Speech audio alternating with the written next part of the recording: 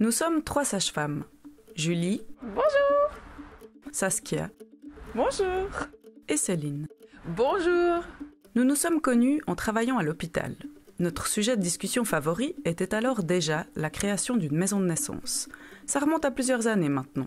Depuis, chacune à son rythme s'est mise à la pratique indépendante, tout en continuant à rêver à cette maison de naissance. Parallèlement, le service de la santé publique vaudoise et les assureurs maladie reconnaissent l'utilité et la sécurité de ces structures puisque la première leur octroie un subside pour chaque naissance et que la LAMAL prend en charge la totalité des soins, du suivi et des frais de l'accouchement.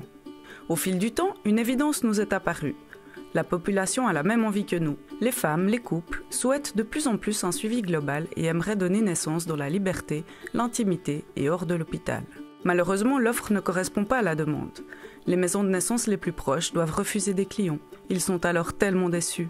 Au début de cet été, nous avons enfin trouvé des locaux qui nous conviennent. Yes!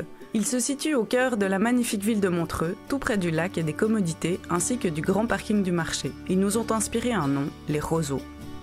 Dans le même immeuble, il y a la clinique suisse. Et les 2 gynécologues qui y travaillent nous soutiennent dans notre projet. Nous allons même pouvoir collaborer avec eux. Oh yes! Dans ces locaux de 95 mètres carrés, on trouvera 3 salles. La première nous permettra d'organiser des séances de préparation à la naissance, de la gym postnatale, des réunions, des tables rondes ou des petites conférences. La seconde sera une salle de consultation pour le suivi de grossesse et le suivi postnatal. Elle pourra aussi servir à d'autres intervenants de la périnatalité. Et enfin, la 3e salle, la pièce maîtresse, c'est la salle de naissance. Tada! Elle est encore toute nue, mais imaginez. Elle sera équipée d'une baignoire, d'un lit, de cordage de suspension, d'un coin bébé et d'un WC douche attenant. Mais voilà, pour pouvoir créer une structure de soins ambulatoires, oui c'est comme ça qu'on dit, il faut répondre à des critères établis par des nouvelles directives de 2016. Et la protection feu est devenue très stricte aussi. Nous avons donc dû faire appel à une architecte qui a convoqué maçons, poseurs de sol, plâtriers peintres, menuisiers, installateurs sanitaires, électriciens, spécialistes de la ventilation et spécialistes du feu. Une histoire de gros travaux et de gros sous donc. Après réception des devis, nos yeux ont failli sortir de leurs orbites. Notre architecte nous a annoncé 70 000 francs, juste pour les travaux.